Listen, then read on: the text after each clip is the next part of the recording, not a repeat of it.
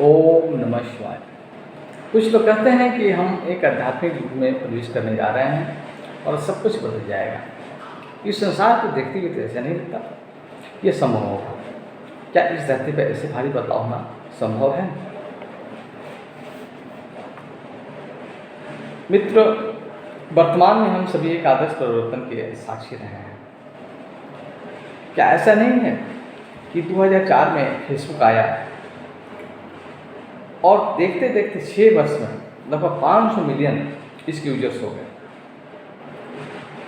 अगर ये कोई देश होता, चीन और भारत के बाद ये कोई तीसरा देश होता। विदेशी शासन में अंग्रेजों ने 3 सदियों तक राज्य किया, लेकिन एक महात्मा गांधी की विचारधारा ने, सुभाष चंद्र बोस की विचारधारा ने पूरा उलट कर रख दिया। कुछ ही दशकों में नेल्सन मंडेला ने सब कुछ बदल दिया। आज की पीढ़ी पूर्व की पीढ़ी से ज़्यादा स्मार्ट है, ज़्यादा योग, ध्यान और ईश्वर की अधिक संख्या में अपना रहे हैं।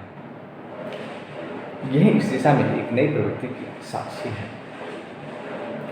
जब एक निश्चित रूप से बड़ी संख्या में सजगता प्राप्त कर लेती है, यह नई सजगता एक से दूसरे मन को संप्रेषित करती है।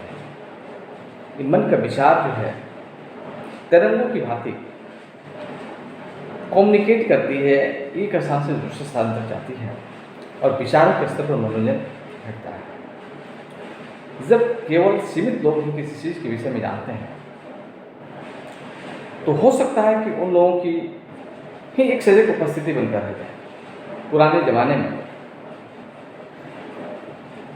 एक गुरु अपने निकटतम शिष्य को ज्ञान देता था और वो शिष्य अपने नीचे वाले शिष्य को, और इस तरह से पीढ़ी दर पीढ़ी वो ज्ञान उतनी ही दायरे में सिमट कर रह जाती थी।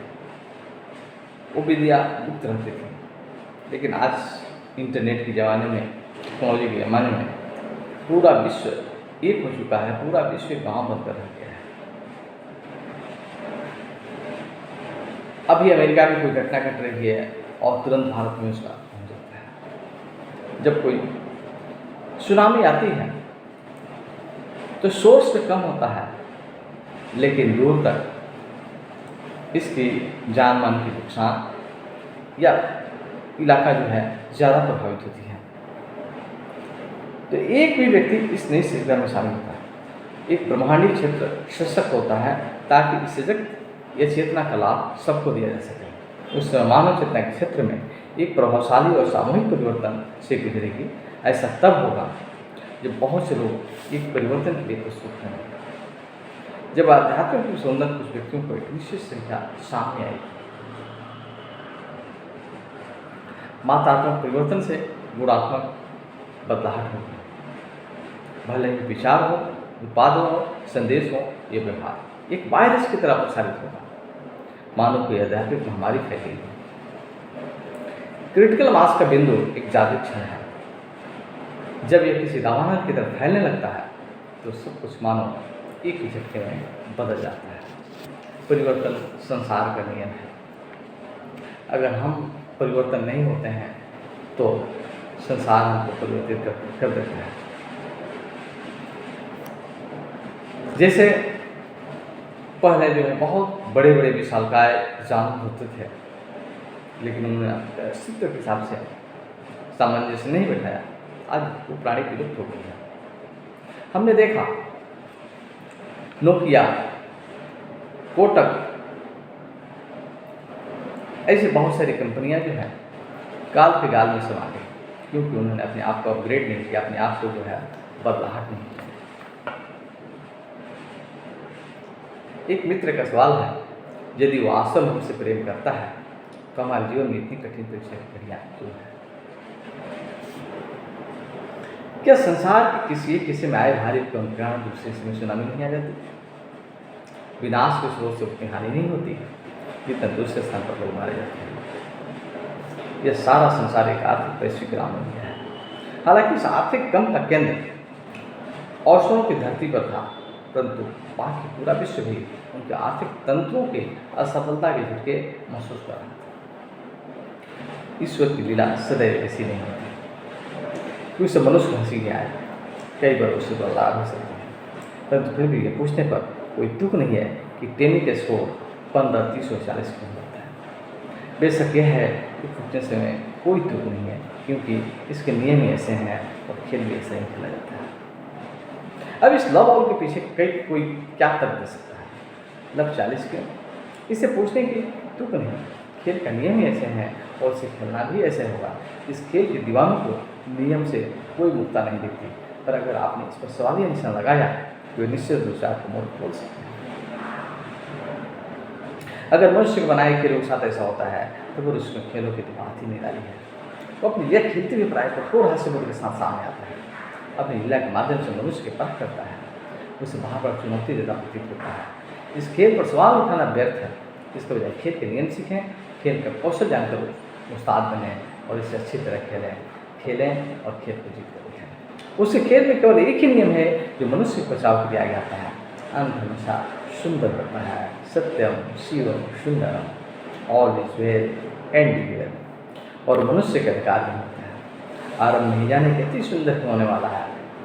कोई भी माता पिता अपनी संतान को ऐसी कहानी पढ़ने को नहीं देना चाहेंगे जिसका हम सुखद न हो। इसी ज्ञान की शक्ति बटोरें और पूरे साहस के साथ खेलें, पूरी शक्ति के साथ खेलें। मित्रों, जब कोई पिक्चर बनती है तो उसमें बहुत सारे सीन्स होते हैं। एक अभिनेता इस जीवन की शुरुआत दुखों में, अभाव में, कष्ट में, पीड़ा में होता है, उससे संघर्ष करता है। अगर उस पिक्चर में दमदार विलन न हो तो पिक्चर का मजा नहीं आता है। अगर उस पिक्चर में केवल सुखद ही डायलॉग हो, सुखद ही सीन हो, व्यक्ति बोर हो जाएगा। जब तक विलन की एंट्री होती है दमदार, कुछ दुखांत सीन होते हैं, कुछ रुलाने वाले सीन होते हैं, कुछ रोमांचक सीन होते हैं, तो उसके मज़ा ही अलग होता है। तो वो परम डायरेक्टर्स हमें हीरो के रूप में देखना चाहता है। इसलिए हमारे जीवन में इतनी सारी मुश्किलें, इतनी सारी कठिनाइयाँ पैदा करता है, ताकि संघर्ष की भट्टी से हम तप कर कुंदन की भांति चमकें और निखरें, क्योंकि बिना तरासे कोई हीरा नहीं होता। एक मित्र कहा है कि जब मैं सकारात्मक और नकारात्मक अनुभवों के बीच झूल रहा हूँ तो मैं समत्व कैसे पा सकता हूँ। मित्रों, हम जीवन में जितनी भी घटनाओं का सामना करते हैं वे हमें अनंत शिक्षण संभावनाएं उपलब्ध करवाती हैं, और ये हम पर निर्भर करता है कि हम इसके भीतर से इसके अंतर प्रक्रिया के कैसे खोज सकते हैं। यदि हम इन घटनाओं से सीखें तो ये अनुभव बनते हैं और हमारी परिपक्वता का विस्तार होता है। अन्यथा घटना निरर्थक होकर गुजर जाती है। अनुभव वह नहीं होता जो आपके साथ घटता है, आपके साथ जो होता है उसके साथ आप क्या करते हैं, अनुभव वहाँ से उत्पन्न होता है। यहाँ तक कि मामूली घटनाओं को भी जब कुछ सीखने के अवसरों में बदला जाता है तो इसके अनुभव पैदा हो सकते हैं और ये आपके जीवन के लिए बहुत महत्वपूर्ण हो सकते हैं। आपके साथ जो होता है वो जीवन है और बाकी सब वही है जो आप उसके लिए अपनी प्रतिक्रिया कैसे देते हैं। हमारी परिपक्वता का असर हमारे जीवन में आने वाली नई घटनाओं से एक कदम पीछे होता है। यदि हम उनसे सीख लेते हैं तो हम उनके माध्यम से परिपक्व होते हैं और जीवन की अगली परियोजना की ओर बढ़ जाते हैं। दुनिया जो है सीखने का एक स्कूल है। अगर हम केवल उनके साथ गुजरती हुई तनाव, दबाव, भय और बेकुलता ही अपनाए रखें तो हम उनसे कोई सबक नहीं दे पाते और तब तक वैसी ही घटनाएं घटती रहती हैं जब तक हम उसे मिलने वाले सबक को नहीं सीख पाते। हमारे जीवन में आने वाली किसी भी घटना का उद्देश्य केवल एक ही होता है, वो इस जीवन में उच्चतम स्तर पाने के लिए परिपक्वता प्रदान कर सके। जीवन सदा पहले परीक्षा लेता है और उसके सबक बाद मिलता है। जब लोग चिंता, तनाव, भय या व्याकुलता की अवस्था में दिन, महीने, साल और कुछ मामलों में पूरा जीवन बिता देते हैं और बार बार उन्हीं घटनाओं कारणों का सामना करते हैं, तो बात पूरी तरह से सामने आती है कि जीवन औसत से कम दर्जे के छात्रों को कोई सबक सीखने की भरसक चेष्टा कर रहा है और उसने बार बार अपने सामने आने वाली उन घटनाओं से कोई सबक लेने के बजाय कुछ भी सीखने से इनकार कर दिया। विकास को पकड़ा नहीं जाता, उसे सिखाया नहीं जा सकता। जीवन के पाठशाला इन लोगों को अपना गुरु मानते हुए हमें परिपक्व होने में मदद करती है। और अगर हम इस विकास को अपनाने से इनकार कर देते हैं तो हम अपने जीवन को असहाय अवस्था में डाल देते हैं। एक व्यक्ति ईश्वर से मिला, पूछा, जन्म लेने से क्या तात्पर्य? प्रभु ने कहा, अनुभव लो और तुम जान जाओगे। उसने फिर से पूछा, एक बालक के विकास से क्या तात्पर्य है? प्रभु ने कहा, अनुभव लो और तुम जान जाओगे। फिर उसने पूछा, एक किशोर के रूप में विकास से क्या तात्पर्य है? प्रभु ने कहा, अनुभव लो और तुम जान जाओगे। फिर उसने पूछा, काम करने और धन कमाने से क्या तात्पर्य है? प्रभु ने कहा, अनुभव लो और तुम जान जाओगे।